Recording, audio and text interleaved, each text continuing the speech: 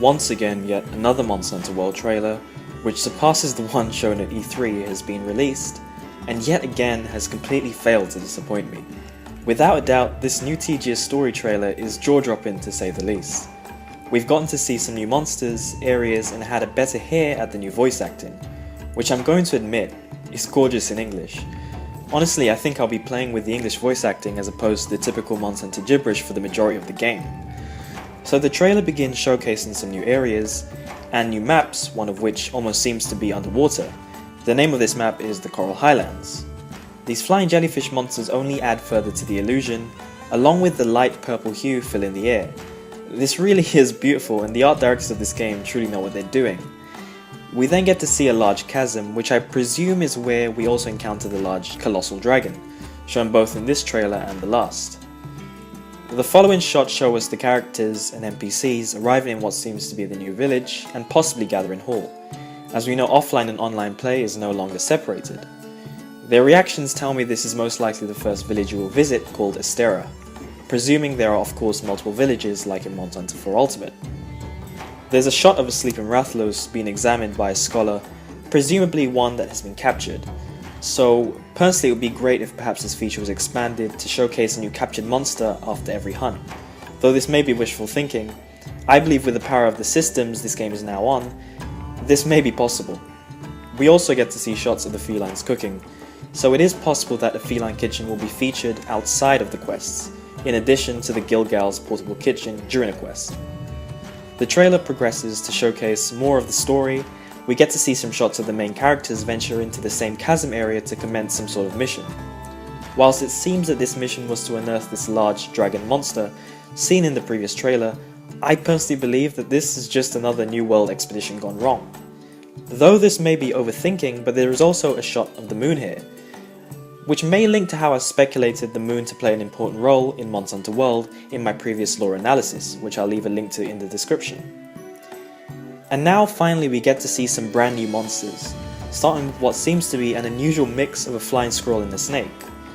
Its movements really do, and I think to everyone who's seen it, remind me of the Quechua, and its serpentine-like movements obviously add something new to the mix. This definitely looks like it honestly has potential to be one of my favourite monsters from Monster Hunter World, just going off the design alone and the colour scheme.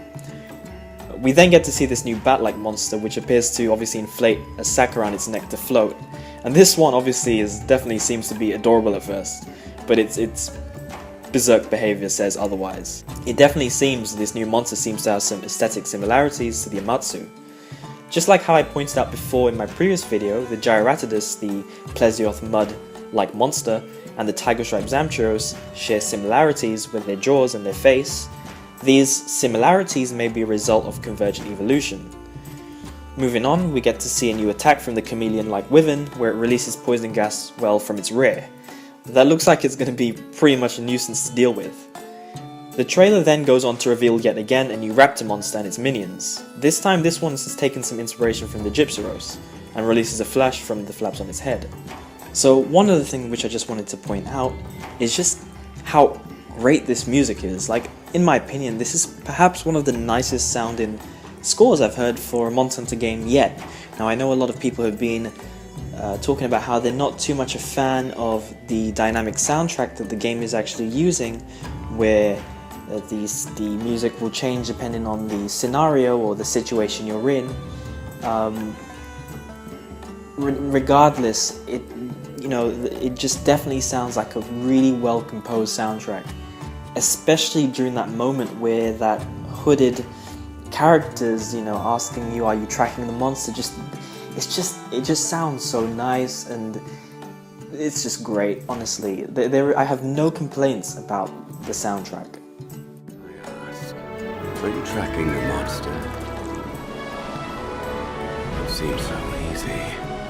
Follow the trail, find the truth. And now for the bigger reveals, we finally get our first look at the new flagship monster, and it looks demonic. Its name is the Nerugigante, correct me if I pronounced that wrong. As pointed out by a friend, this encounter appears to be in the same chasm, and it seems to be actually sitting on top of this new giant dragon. So is it possible that both the new flagship and this large elder dragon are unearthed together? And do they possibly share some sort of symbiotic relationship just like the Celtis and the Celtis Queen? And for the biggest and best reveals, we get flying Conjus. Just what you wanted. Although they're of course not Conjus and probably something new. Moving on, we get to see this absolutely stunning shot of a new bird like Wyvern, gracing the skies before the hunters. And if you've seen my previous Monster Hunter World Mural analysis, then you should know why I'm really excited for this whole segment of the trailer. I actually predicted that there would be some sort of condor-like dragon in the game, based on the Nazca lines, which responded to the lunar phases, as you can see in this Monster Hunter World Mural, which you can find on the website. It may be too early to say, but I think this is potentially that dragon. If the one from the mural is not the demon-like flagship we saw earlier. We then go on to see a scene of some sort of molten rock, with the NPC asking what in the heck is that. I personally believe this is related to the scene of the Rathalos attacking the hunters. Just like how in Monster Hunter Generations, Dread King Rathalos spits out molten rocks. And also, like in my previous video, I also said how there would be encounters at sea, possibly caused by, the change in weather due to this new dragon-like threat. Could we potentially see new aquatic monsters that are encountered at sea? This would be pretty cool. Maybe we could get to see some more monsters which are more Sideus-like in nature. Another shot of the hunter using a gliding mantle to ride an updraft high into the sky really does give me Breath of the Wild vibes, and I'm absolutely loving it. And it just makes me wonder how vertical these maps are really going to be.